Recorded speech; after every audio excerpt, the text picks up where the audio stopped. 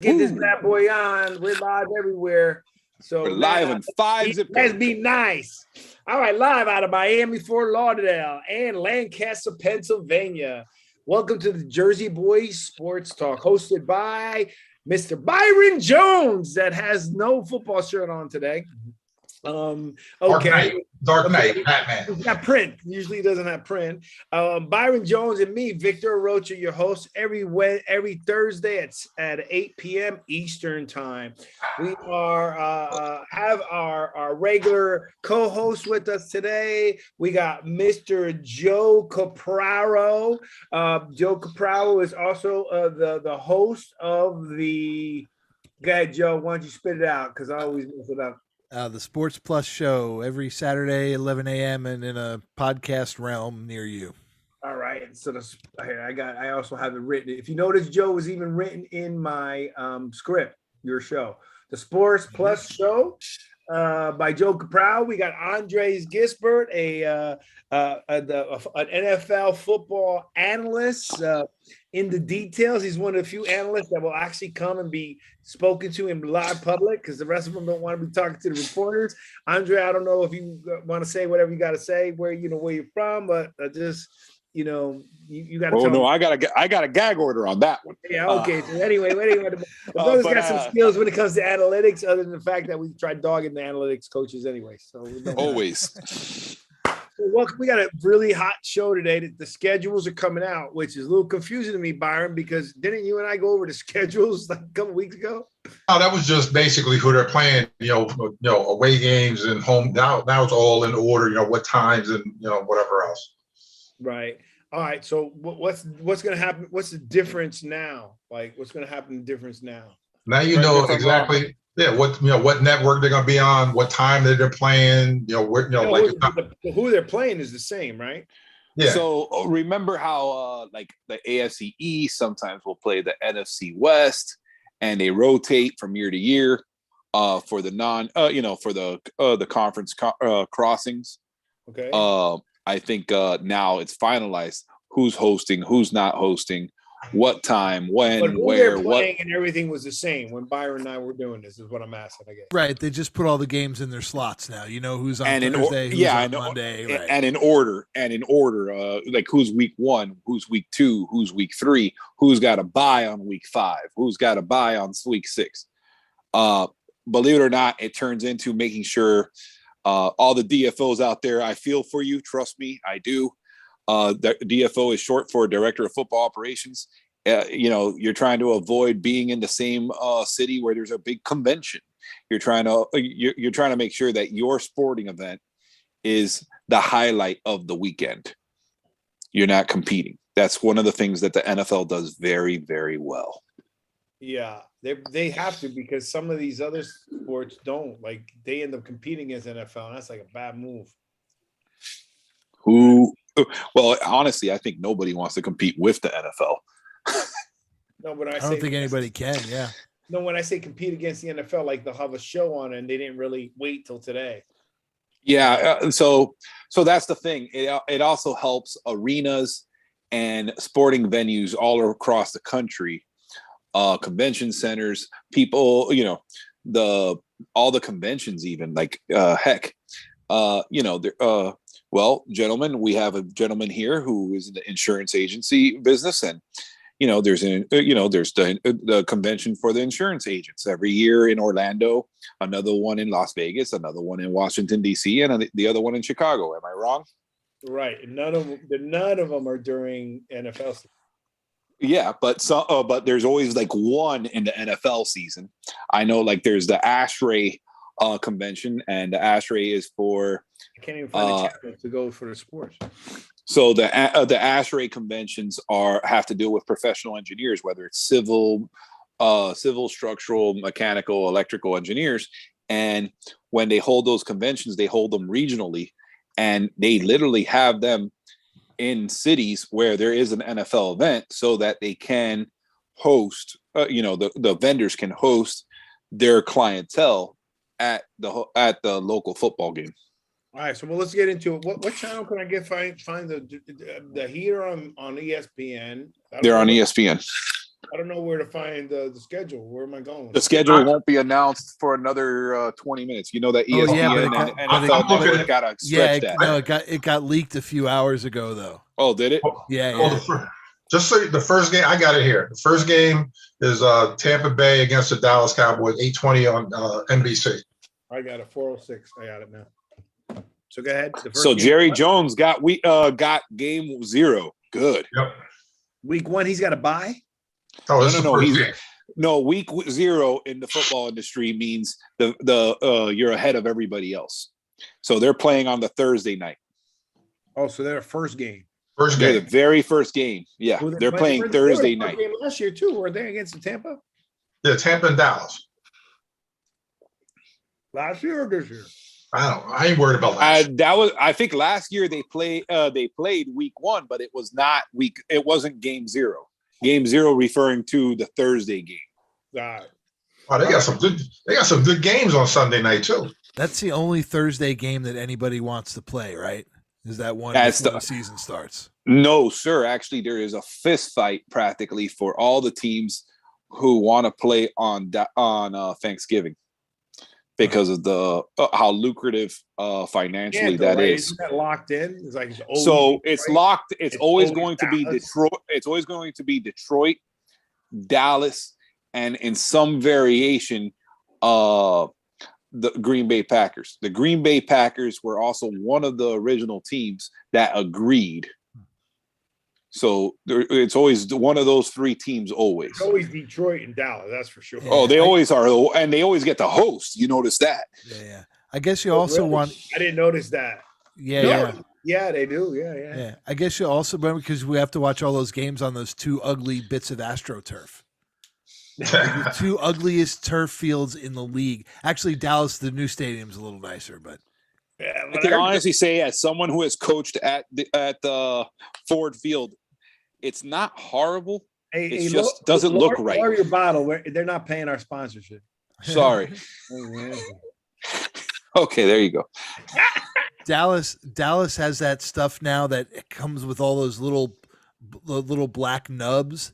And anytime I was on that field as a photographer and I'd stand up, I'd have those little black pieces of rubber in my shorts and embedded in my socks. Hated that. Hate that stuff, and it's everywhere now. Hey, Joe, I used to coach Byron, on that Byron, crap, Byron, what and do I you got? still find those stupid little pebbles everywhere. All right, so let's talk a little bit. Let's give Joe some love first because we've been talking about him. We've been waiting, and he was all paranoid. He said he was hiding. He thought we were going to dog him, and we giving him nothing but props. So one, let's at least give it to him now, right? We did talk very highly about the Jet. Let's talk about before we get a little bit more of the season, if that's okay with you, Byron. We spoke about how well they've been raving about how the Jets did in the draft. Top Right. dogs. Right, Byron?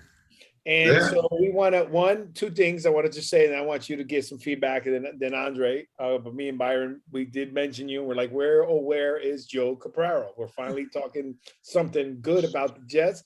The sad part is, well, I'll tell you the sad part afterwards.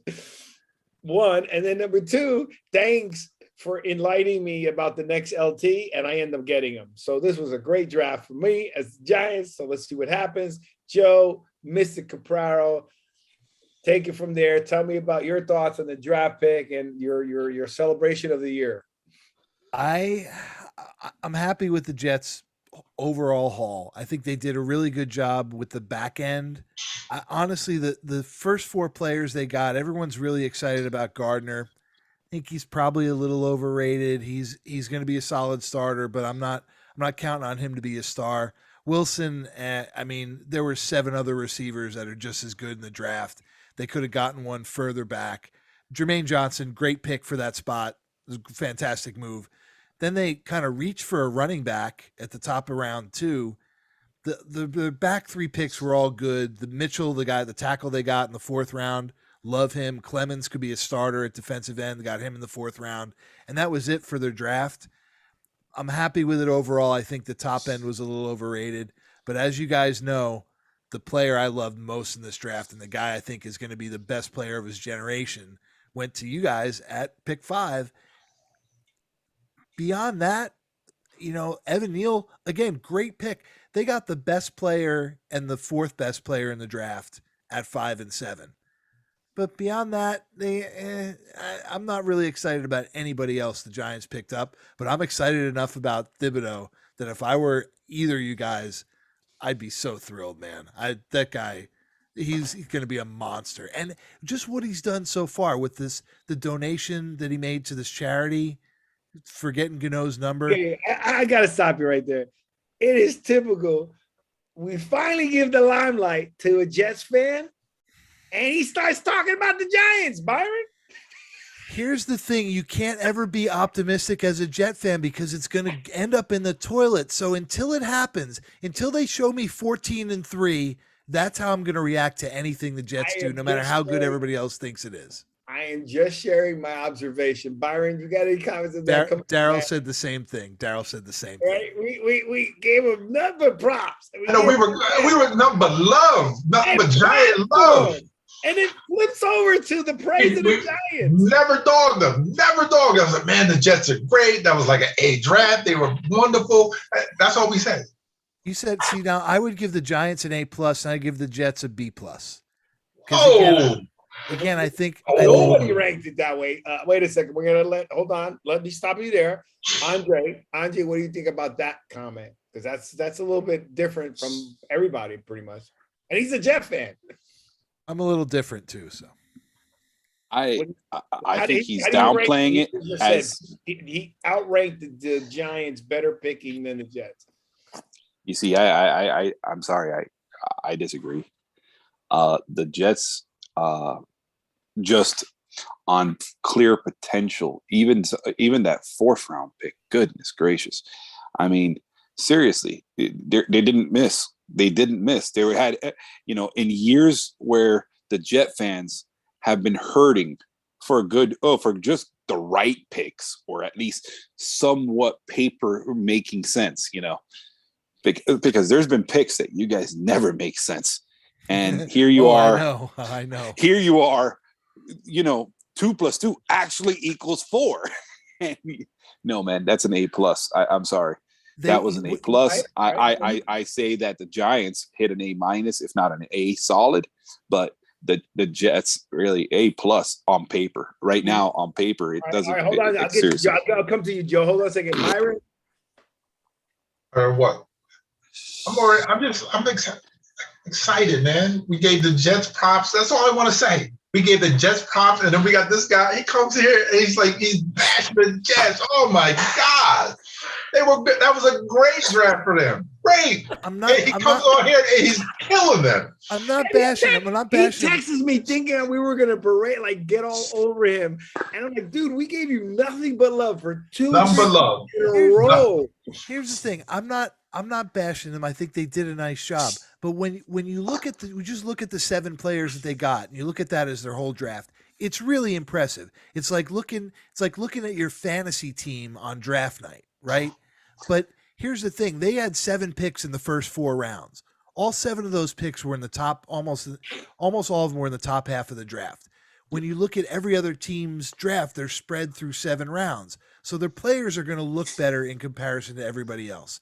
When you look at, if you're judging the overall haul that they got, yes, they got more overall talent than just about any other team in the league. But when you look at where all those picks were made, a couple of reaches that they made, and the fact that they passed up the best player of his generation to take a cornerback that's going to be good. Guys who but passed up Micaiah Parsons, right? Okay. They passed on Thibodeau to take Gardner. That's the one. Last year, Parsons, right? Yeah. Yeah, that was the Giants that did that. Don't break that one. And remember, last year, I'll never be in a restaurant again for draft day. That's it. I was done. To be honest with you, I liken the Jets this year as a lot like Jimmy Johnson's first year as the coach of the Dolphins. Think about that draft. Think back towards that. My wife.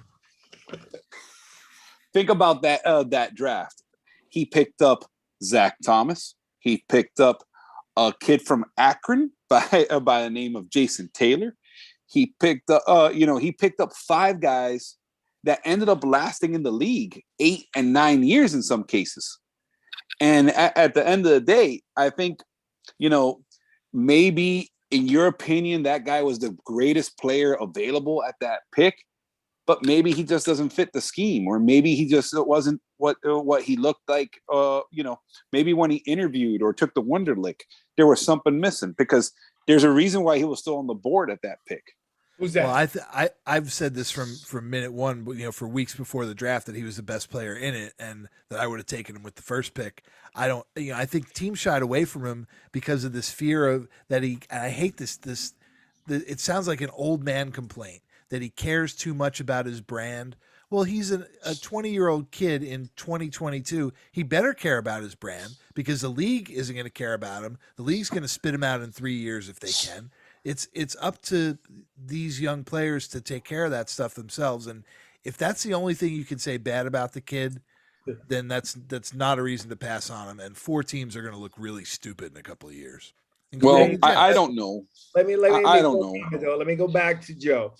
Joe, it wasn't about that you were dogging the picks of the Jets. It was just funny how the conversation as about talking just about the picks switched over to how great the Giants picks were. That's where I was really pulling out the comedy was that I froze. The comedy was in that for me. Okay, so let's move on to that. I want you to know that I want the audience to know that was not a plant that just happened. That came out of my mouth. It came out of my brain. Too late. Typical of a Jet fan. I mean, I'm just saying to you. Number one. Okay, number two. Let's get into the fact that and Andre, I'm glad that you're here. Because Byron and I talked about this. Byron, remember we were talking about, they talk so much about how great, in this case, say the Jets, even the Giants or whatever, but how great these guys did in the draft and this and that.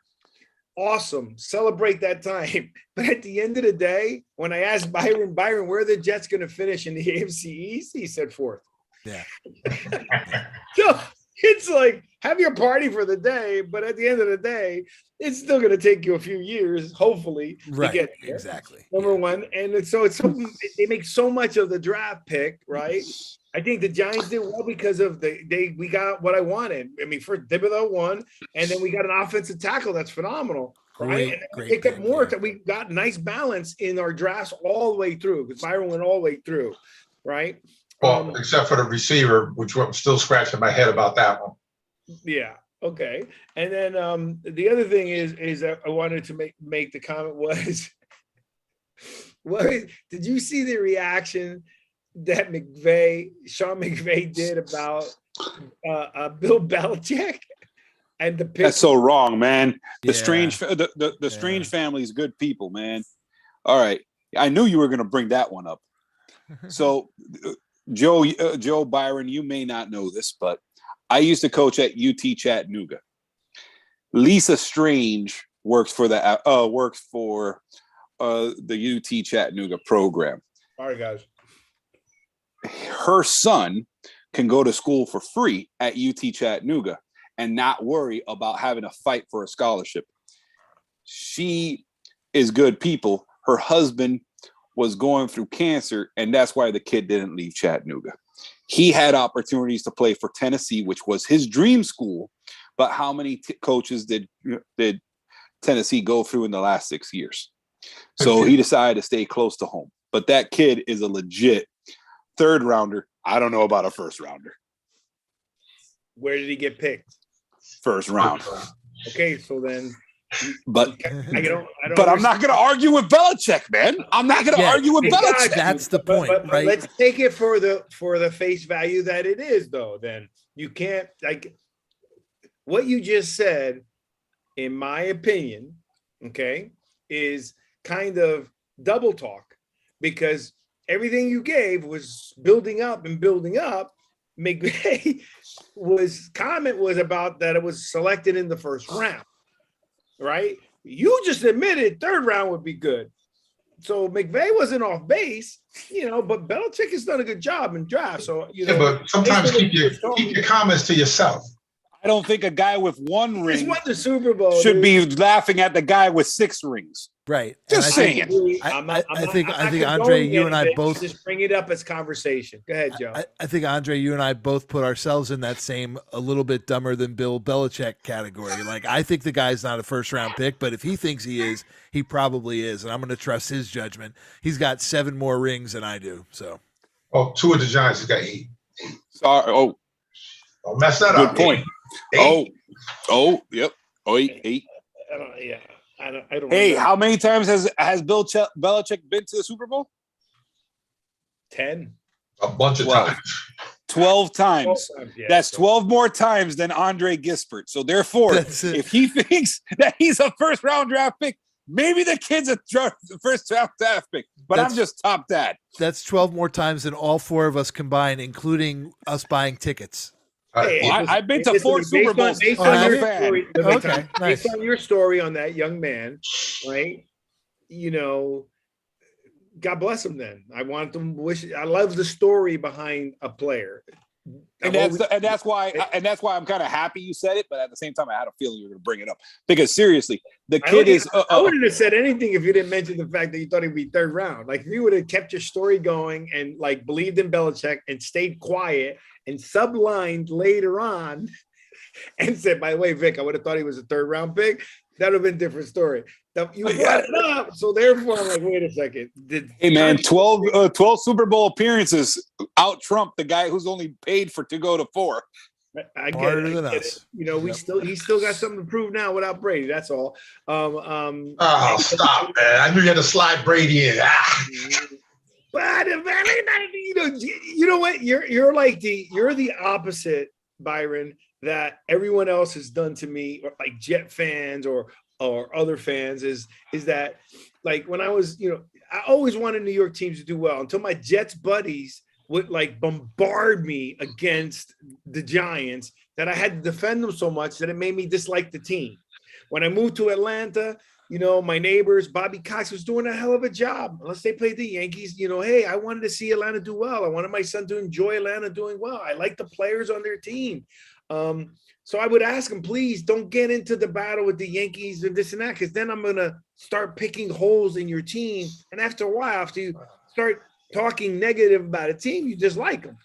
Byron, you're making me like Brady more because you keep forcing me to defend the guy. Why don't you just The brother, hang up your brother giant hasn't clothes. left his job, and he's guaranteed a job for $37 million a year for 10 years. Do you think that's fair? Oh, let's talk about that first. Do you think that's fair? Do you think that's right? I think he's worth $38 million if all they did was match Romo. Oh, there you go. And he took it. Because And the last time I reason- checked, he's and got you know more why? rings Wait a than second. Romo. The reason why he took a deal and matched Romo was because why, Byron? I don't know. You tell me why. Because Byron his wife is worth $450. No, it's 500. It's 500 million. I'm sorry, his wife is worth 520. 520. There you go. 520. She went up. Yeah. She went up.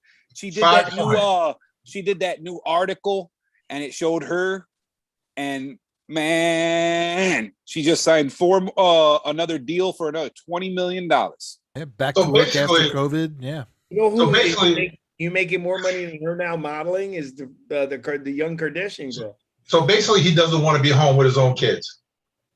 That's not Maybe. I rest my case. true. Well, honestly, I honestly Byron think say it that. was How many NFL coaches are divorced? How many head coaches? I mean, think about it. Quite a few. The love for their job is so overpowering. It's hard, and he's lucky that his wife is letting him do what he's got to do. He doesn't have to. Dude, he's 45 years old. He doesn't have to play. He doesn't have to play another snap for the rest of. He's the greatest football player ever. He's won more rings than ever. He doesn't have anything to prove to anybody. So why take a shot? He's not playing for proof anymore. Dude, What is he really playing think for? he's trying to play for proof? What did he say? No, Well, he can't no, go. no. I'm going to tell you right Other now. than He the doesn't fact know. that I don't think that guy's got a half speed, man. I think he's happy with what's he With playing what? for right now. With what? He likes the team. He likes everything about Tampa. I think the kind of competitiveness that makes you able to win all those Super Bowls also prevents you from retiring when you're 45 and have done everything you can do. I think it's the same competitive drive that made him a success that's keeping him in the league long beyond when most players retire. Well, the first game they played, the Cowboys. Edelman may come out of retirement. Yeah, okay. First play they played the Cowboys, and Michael Parsons is going to chase him all over the field. My prediction. Okay. My prediction: the Bucks win. What? Bucks beat the Cowboys. Yeah, okay. So your prediction is the opposite, right? Yeah, okay. We'll worry about that later. No. Let's call it now. I have a theory. Guys. Go I Bucks honestly Cowboys. think that Who the wins? guy is going to completely Bucks. play until his arm. Andre, gives Bucks out. Cowboy. Who wins? Oh, Bucks. That's easy. Byron. That's 3-1. I don't care, man. I'm gonna just like Daniel Jones is going to be a star this year. I'm sticking with my guns. It's 3-1 there too. I'm sure. Sticking with my guns with that one. I didn't sign him to a max contract. All right, listen to me. Hey, look, man, I want the kid to do good because this is with the Giants. My issue is No, you don't. He sucks. yeah, sure I do, Byron. I don't have no problem. Guess- I want the Hey, Giants guess, to win. wait a minute. Wait. Guess who the Cowboys are playing on Thanksgiving Day? Who? The New York Football Giants. Oh, awesome! That's gonna be my favorite day. You And going I to would Dallas like for that. that, Vic? For Thanksgiving or New Year's? I Thanksgiving. think it says Thanksgiving. Thanksgiving. Good. What, week 12, number That's going to 12. be probably the highest rated Thanksgiving game. No. The Giants are going to. The Giants are going to. No, be because the 3-7. Giants are going to be because the Giants are not going to be that good. Sorry. They're killing me, man. They're going to be good. They're going to No. Daniel Jones is going to be a star. Saquon is coming back. They're going to win the conference. No. The They're going to win the conference. Saquon They're not is going to gonna- win their division, let alone their They're going to conference. win not the conference. I apologize. They're going to win the division. Saquon's going to be a Bronco. By There's a Thanksgiving. possibility that they qualify for the playoffs only because that damn division sucks right now. Yeah, they're going to win the division. So They're all right. they're two plane crashes away from qualifying for the playoffs. Oh, No, harsh, man. Too harsh. You gotta Oh, love that you went into the gray zone, man. That was great. He's Portlandia.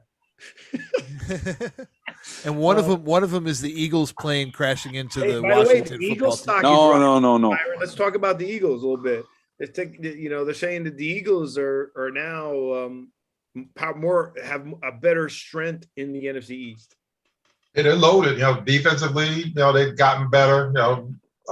Supposedly with the great defensive tackle Jordan Davis. The big pick for them was A.J. Brown, the guy they got from Tennessee. That was the big pick for the day. And that, people around here forgot all about that. We got this guy, we got that. They forgot all about A.J. Brown. So that's somebody to help, Jalen Hurts become a lot better.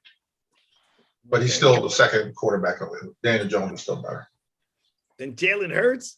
Yes. Oh man, I'm surprised I don't see Justin commenting on something. All right, so let's go through. Let's go through what we got here. So you got I had this going here, but all right. So we got the Giants. Good picks. I still think the reason why I always pick, not always, that I'm picking these Giants over these years, these last several years to win the East is because the East is so bad that I got a shot.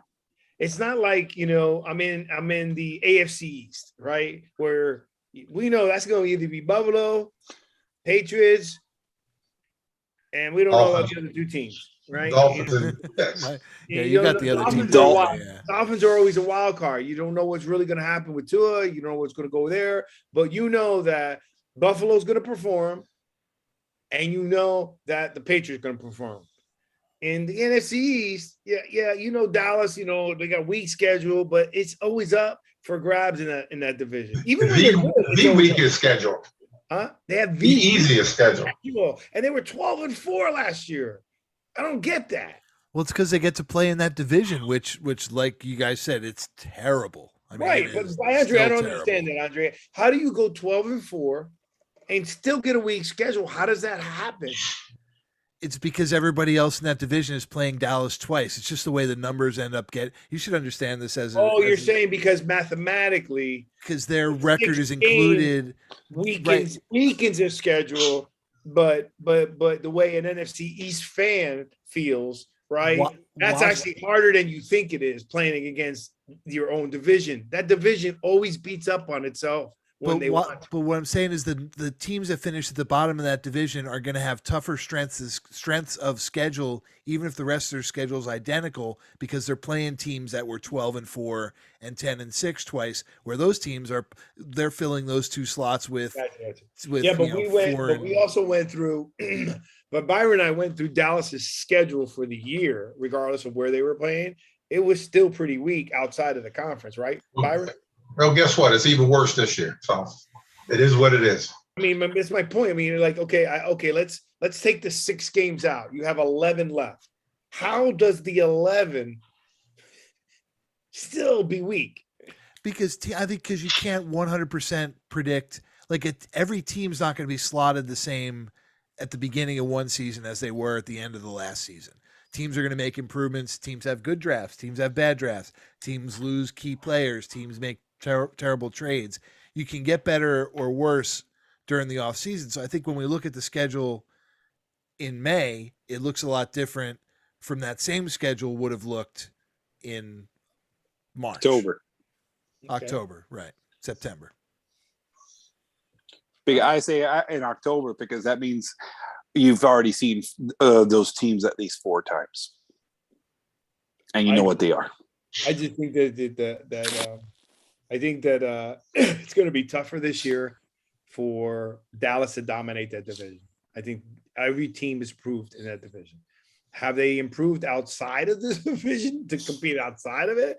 Different story, right? But within that division, all 3 of those teams outside of Dallas improved. I'm not saying that Dallas hasn't improved, but I don't think they improved as much as the other 3. What are your thoughts on that, Byron? I'm looking at the schedule. We have no Sunday night game this year. The Giants. You actually think they deserve one? Why not? Why not? Okay, can we stick with my question, Byron? Actually, remember after the 6th week, NBC can choose to be the NBC can pick you up. What are we saying, Victor? Out in the NFC East, right? That all 3 of the teams outside of Dallas, not saying Dallas didn't improve, but all 3 of those teams have improved their rosters going into this season. Yes. Right? That's all I'm going to say, yes. Washington and Washington does have Carson Wentz, so. But the thing is the wild card, though. That's you don't know what you're going to get out of it. But in general, their defensive line, right, is still good. Chase Young back. They picked up somebody else that you said was really good, right? Who was it? Who did they pick up? And I don't remember. The Commanders. You put them down. They picked up someone. Joe, what are your thoughts on that? I'm still getting used to the Commanders, but I agree with everything you said about the 3 teams getting better and the Cowboys maybe not getting as much better. I don't think it's going to matter, like you said, in comparison to the rest of the league. I think the division still thoroughly stinks, but I'm with you there. I think they all got a tiny bit better. I just don't know how much. We do have a Monday night game against Dallas. So we play them on Thanksgiving and Monday night. Yeah. Hey, I've got to split in a few minutes. Can I ask you guys a question? Sure, go ahead, Joe. Go ahead. So I really liked Malik Willis. He slipped really far. I liked that the Titans jumped up to get him. What do you think about Tannehill's comments about not wanting to mentor him? Oh, man. Can I answer that? I want to hear all you guys answer. Yeah. Then I'm going to let Byron, because I want to hear them first, and then I'm going to surmise where I'm thinking right now, because I'm like on the fence. I don't know. Go, Andre. Great question. What is Tannehill going to teach him? How to hand off? Like, seriously, the kid knows how to hand off. If you ask me, Tannehill should be worried and shaking in his cleats because Malik is a better arm than Tannehill.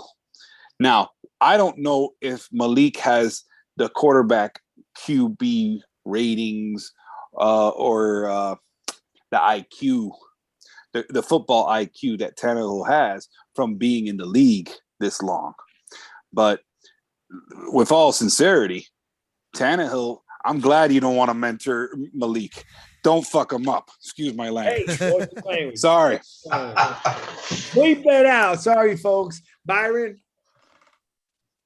Basically, he was being a bad teammate. You got the young quarterback coming in that, was going to need help, mentoring him or whatever. And basically, to his face, you know what? I'm not here for you. I'm going to do me, and you worry about whatever you have to pick up on whenever you're watching me. So he sucks as a mentor for this guy.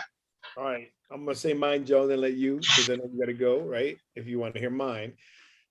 Okay. One, I'm torn between like a little bit what Andre is saying, torn a little bit what Byron's saying, because one, I always like Tannehill coming out of college. I think he's done pretty well for Tennessee, but I don't know how much, how great of a mentor he may or may not be for the kid. Number one. Number two, I look at it as, okay, do we think that Aaron Rodgers was mentoring Jordan Love? Because he blatantly was upset that they picked Jordan Love. He just didn't come out and say it. So do you really think that, that what Tannehill said, do you think that Aaron Rodgers didn't feel and do the same thing? He was thinking it, but he just didn't say it. He was and doing it. There's a big difference between thinking and then executing it. Okay. Do you really think that Aaron Rodgers executed on mentoring Jordan Love? Is it Jordan Love, right? Yeah, but all right, well, think about it. What did Brett Favre do for him? Right. Who was a bad backup? Steve Young. They said Steve Young was always in the background talking smack about Montana. Okay. I mean, I can go down. There's other starting quarterbacks that never really came out and said, hey, I'm here to there's ones that have, right? Drew Bledsoe was a good man. He was mentoring Brady. They show it on tape. Okay. Bledsoe comes from a different type of family. Bledsoe did do his job and get paid $110 million. So I just think Tannehill's not that great. Aaron Rodgers would have been better somebody to be mentored someone. And it must be mentioned that Trent Green. Dan Marino mentored anybody? No, but it is something to say that Trent Green, when he was in St. Louis, helped mentor Kurt Warner. Kurt Warner mentored Eli Manning. And you saw what Warner said after Tannehill came out with his idiotic statement. Warner said, if there's any young quarterbacks in the league that want some help, please reach out to me. And I don't think it's not the backup, it's not the starter's job to groom his successor. I understand that, but it's just not very doesn't reflect very well on Ryan Tannehill as a teammate or a human being, that the words out of his mouth were, I'm not going to help this young man. Instead of, when I first came into the league, there were a lot of veterans that helped me, so I'm going to do everything I can to ensure this kid's success. It's all out of fear. It's all out of fear for his job. And if he thought he was good enough to beat the kid out, he would have said, I welcome the challenge with open arms. But he's not. He's a child. It's not the first time he said something immature. I'm not a huge Ryan Tannehill fan as a player or a man, and this just cemented it. And if I'm Tennessee, I'm cutting the guy or I'm trading him, because why do you want this guy around your young quarterback? Because at the end of the day, they don't know what he's got. Yeah. And remember, Tannehill got thrown into the Dolphins, and that was a disaster. I mean, so there was nobody there to mentor him. They haven't had a quarterback since Marino, except for your boy Chad Bennington, right? He did a good job. Yeah. Wow. Right? But, I mean, Tannehill didn't have somebody mentoring him. Kurt Warner mentored Eli Manning. Eli Manning was very, I thought, performed and his behavior with Byron's boy, Daniel Jones. Was, whoa. What? Daniel Jones ain't your guy? Yes, he is. Then what were you saying whoa for? Say it with respect. there's just, you know what? Your boy, you're my boy. I don't get it. Well, how's your boy out of respect, not disrespectful? There's just enough garbage and hostility in the world. I would have liked to see Ryan Tannehill not be quite such a a-hole with regards to his young team. Right, but that also and I don't disagree, except for it is also nice to see the Kurt Warners of the world. Yeah. Right, because without that, without the evil, you don't see the good. Right. Hey, Joe, just remember this: he ain't the leader of the team. The running back is. That's true. Yeah. Well, Henry is. Yeah. I mean, Henry's the at ball. the end of the day, you could get a linebacker to hand off the ball. Joe, saying. Joe got to leave. Joe, what do you think about Garoppolo? What would you do if you were poor Garoppolo? You've been to the Super Bowl. You've won your conference. You go to the conference, and you're always on the hot seat. Yeah. I'm sorry. Why should I feel sorry for a guy who made $16 million last year? Well, I'm not saying you don't have to feel I'm not sorry for asking him, you but feel sorry for him. Asking you for he's got a guy that is supposed to take his job. He's always on the hot seat. No one talks well about him, and he's done pretty decent for the team. yeah, He's done pretty decent, but for what I understand, in the locker room, he hasn't done anything, and he falls in this. He might not say things like Tannehill, but he behaves like one. But they treat him like it. Well, it's probably the byproduct of what he has, hey, you put fertilizer on grass grows. But bad things come from dark places and crap. Just saying, and for us to try to assess these guys' personalities from afar is hard enough. I mean, if you I've got people in my life that I talk to regularly that I can't get inside their heads, right? You never fully know another person, what their motivations are. So I got to sort of hold myself back from casting that kind of judgment, but I can tell you what my reactions are based on what the words are that come out of the guy's mouth. And this is not somebody I want around my team. I got to split, guys. All right, been a pleasure. That was a great question. Thank I'll you, see y'all Joe. soon. Hey, wait, real quick. Give me a plug your show. Go. Oh yeah, Sports Plus Show. You can go to thesportsplusshow.com and get all the information. Download us, rate us, check us out. We got some interesting stuff happening in the next couple of weeks. And you got a Portlander show, right? Oh yeah, we got a Portland Trailblazers basketball show too called the Trail Babblers. You can check that one out. We had a lot of interesting NBA playoffs talk lately. I'm sure they're babbling right now because Miami Heat are doing good. Oh, especially since they're winning 68-52. Woo! They blew them out the other day too. What? Time to go. You see it, Joe? Poor James Harden. All right, guys. See ya. All right, see No, but I mean, honestly, though, Byron Garoppolo, man, I mean, that's got to be a tough situation. Well, he's finally got a Subway commercial, but yeah. That's got to tell you something. They couldn't get Brady, so they got the other guy. No, Brady's get the other guy that was on New England.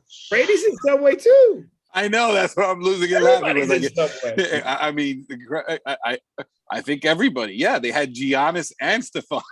They got Barkley narrating it.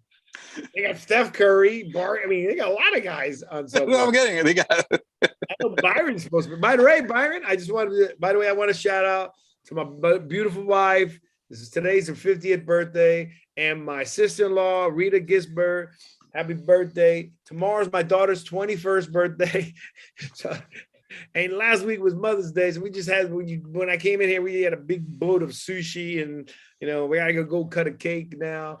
Expensive days. Yeah. You don't understand. You know what I'm saying? She just came back from Greece. Dig deep in that pocket and give, man. Stop being so cheap. I saw that Insta, baby. I bet that bill's great. That's why I got it. Why do you think that Byron complains that I'm always late? Because I'm just still working. I saw that. I'm gonna be working after this. I already told you, what happened.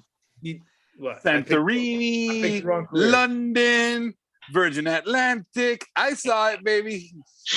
Maybe you're right, Byron. I don't know. You picked the wrong career, man. I've been retired 6 years, man. It's lovely. Hey, man. Maybe when I grow up, I'll work for Rumberger, Caldwell, and Kraus.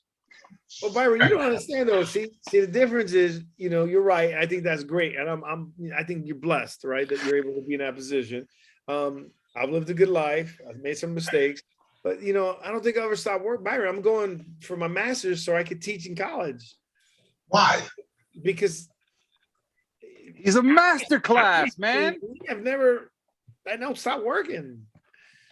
This is what I like to do. I mean, think about it, but anyways, so that's exciting. The Giants are going to play on Monday night and Thanksgiving. That's super exciting for me. Excited about that. Byron, what other updates you got on drafts and depth charts? Anything you're seeing? Tell me what you think is happening with the offensive line. That's your biggest thing with the Giants.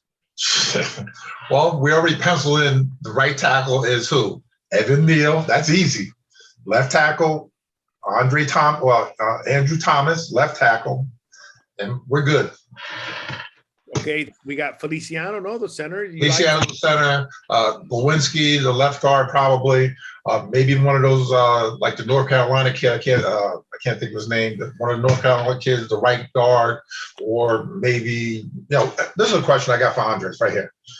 Do you think a couple of people I've been talking to with the Giant fans stuff, and they think that the possibility they could start 3 rookies on our offensive line? You think that's a good idea?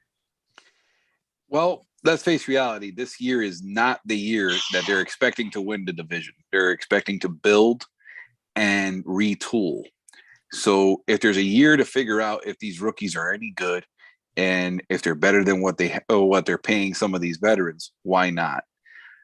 It doesn't cost much to start a rookie who's already got a segmented and restricted contract, whereas a veteran, you got to pay him veteran money. I don't blame them for trying it. I don't think it's wise considering that they want to keep that quarterback alive. But at the end of the day, there is something to be said if by week 4, week 5, they have figured that it's time to let the rookies take over that offensive line. Because I think it was like because they drafted 2 kids from North Carolina. Yes, sir. And yes, sir. And between the 2 of them, in 3 years, they only allowed 16 sacks in 3 years between the 2 of them. Even with Sam Howell back there, the quarterback that they had. That, like I said, 16 sacks in 2 years. So I guess they're not that bad. That's what I'm getting at. You got 2 guys that know each other, that have this, that speak the same language, that might just take over that offensive line because they're of the same mindset.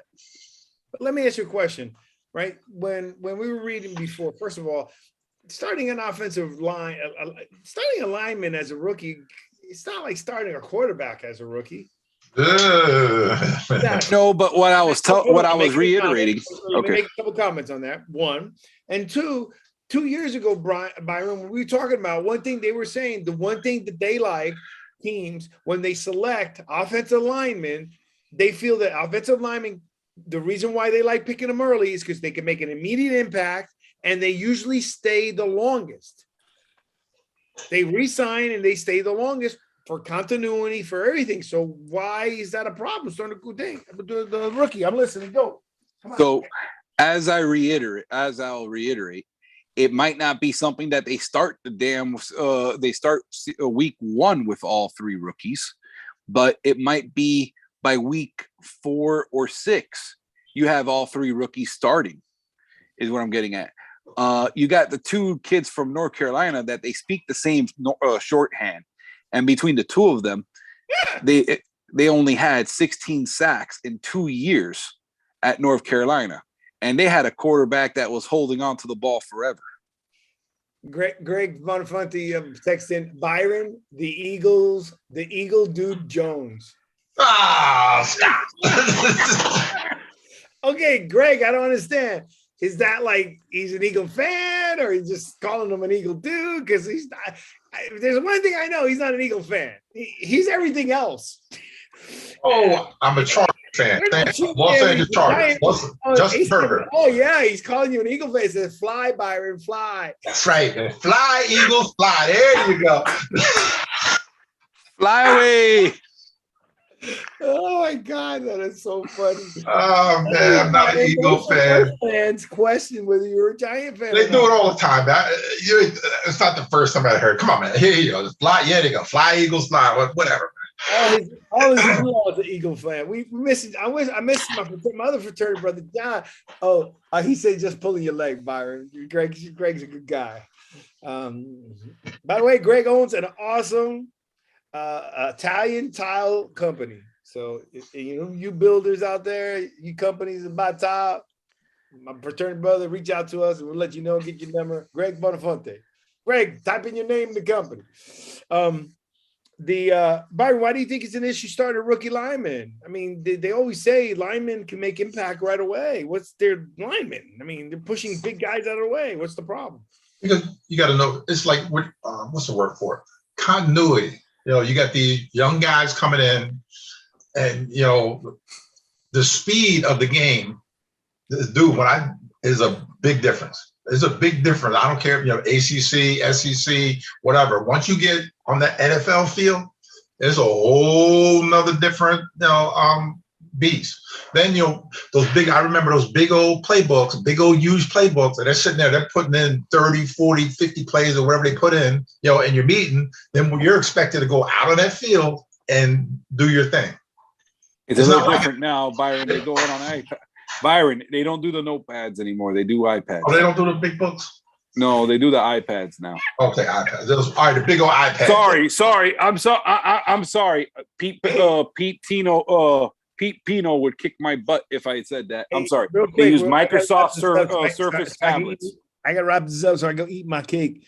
Hey, let me ask you a question. Byron, or Andre, one of you two, help me out with like the play. You know how long the plays that when they call, like next week on, can you guys help me out? So for our listeners to break down like a play call and like what part of the play belongs to what positions? There you go, Andre. I could do that right now as a former offensive coordinator. There you go. Okay. That's right. Byron was defense. His playbook was like having kill the man with the ball. Pretty much. This guy got the ball, you kill him. That guy got the ball, you kill him. That's all that matters. You get him. Really? Huh? Okay. No. When I say something, you get all touchy. You dog me all the time. Okay. All right. Come on. So here's a play. Here was a play that worked, and this will date me and those guys from Miami, Booker T, Washington. I love you guys. This was our favorite play, and this is at a high school level. Okay. We had White Raw 22 Overtown stack 1362. So white meant the personnel. Raw meant the formation. White, what personnel? White was the personnel. White meant personnel? 11 personnel. At the line, the whole unit. The whole unit, 11 personnel. One tailback, one tight end, 11 personnel in one unit. You're not changing that many. Oh well, it's one tight end, one tailback. So it's really that package. Okay, got it. Okay, Raw was the formation. Okay, 22 meant that it was a drop back. Okay, that means the quarterback was going under center and dropping back. Okay. White Raw 22. Stack meant the protection. So that protection was was either veer right or veer left, depending on where the field was. It was always towards the field. What's veer right? What's veer left? That means the quarterback is veering to the right. In other words, as he takes his drop back, he is veering to the right 5 steps. So his read, he's The whole offensive line is shifting to the right. Got it. Because as he's stepping back in an angle and not straight towards the right, giving the impression to the defensive line and the linebackers that it's a run. But is it because they're going also his read starting from right to left then? No. Okay, so his read was actually from his read was right was left to right because we're going to it's usually to the field. Got it. And usually I would do that call when they were on the left hash. It always worked out well on the left hash because it was a right-handed quarterback. You're going to the wider end of the field. I'm going to the wider end of the field, but I'm trying to get singled out on the left. Right. Because I'm trying to make sure that my guy who's one-on-one on the boundary is one-on-one, and I want him to just go ahead and burn the guy. If I can get him to burn because he's got the one route, which is the go route. Also, you're moving the safety over when you're veering right. Yes, sir. Okay, I'm veering right, so now I moved the whole damn defense to the right, and I got one-on-one on the boundary. Mm-hmm.